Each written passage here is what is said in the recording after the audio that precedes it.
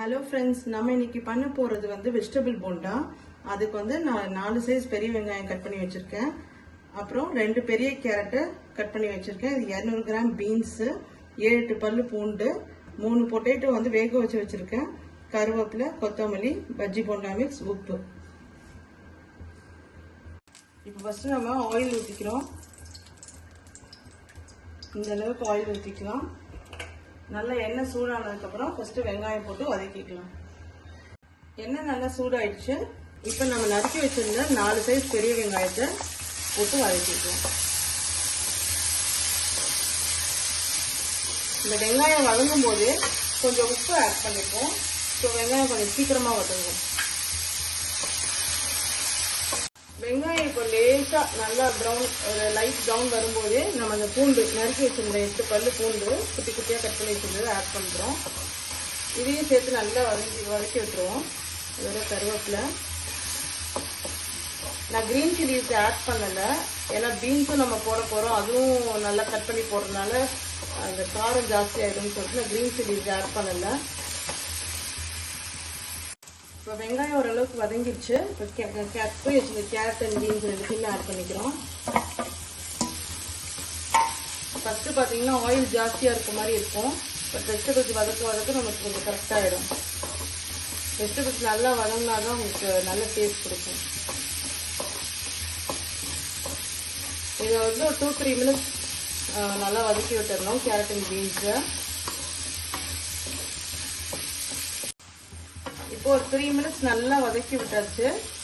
இப்போ கொஞ்சம் கேரட் பீன்ஸ்லாம் இது பண்ணி வந்ததுக்கப்புறமா இப்போ நம்ம அந்த ஸ்மாஷ் பண்ணி வச்சுருக்க உருளைக்கிழங்கு இதோட ஆட் பண்ணிக்கிறோம். உருளைக்கிழங்கு 3 உருளைக்கிழங்கு வேக வச்சு எடுத்துருந்ததில்ல, அதை நல்லா ஸ்மாஷ் பண்ணி வச்சுக்கணும். ஸோ கடைசியாக இதை கொஞ்சம் இதோட ஆட் பண்ணி வச்சுட்டு நறுக்கி வச்சுருந்த கொத்தமல்லி இதோட ஆட் பண்ணிக்கிறோம். எல்லாத்தையும் சேர்த்துட்டு நல்லா திருப்பி ஒரு 3-4 மினிட்ஸ் நல்லா வதக்கி விடணும். இதெல்லாம் வதங்கிட்டு இருக்கும் போதே நம்ம கொஞ்சம் உப்பு ஆட் பண்ணிக்கிறோம். தேவையான அளவு உப்பு ஆட் பண்ணிக்கலாம். உப்பு ஆட் பண்ணி நல்லா வதக்கி விட்டுடலாம். இப்போ இது எல்லாமே ஃபுல்லா வதங்கி கரெக்டாக ஃபினிஷிங் ஆயிடுச்சு. இப்போ நம்ம இதை ஒரு பிளேட்ல மாற்றி ஆற வச்சுட்டு அதுக்கப்புறம் பஜ்ஜி போண்டா மிக்ஸ்ல போட்டு நம்ம ஃப்ரை பண்ணி எடுத்துடலாம். போண்டா ரெடி ஆயிடும். ஆற வச்சிருந்த அந்த வெஜிடபிள்ஸை நம்ம இப்படி உருண்டை பிடிச்சி வச்சுக்கணும்.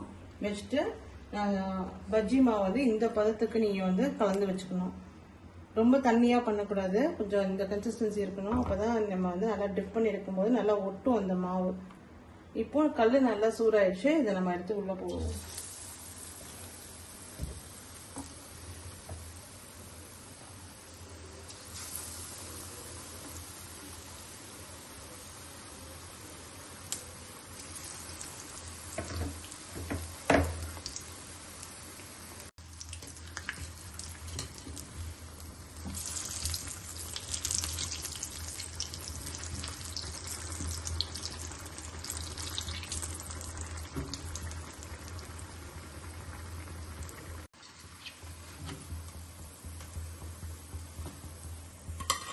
சுவையான வெஜிடபிள் போண்டா ரெடி ஆயிடுச்சு.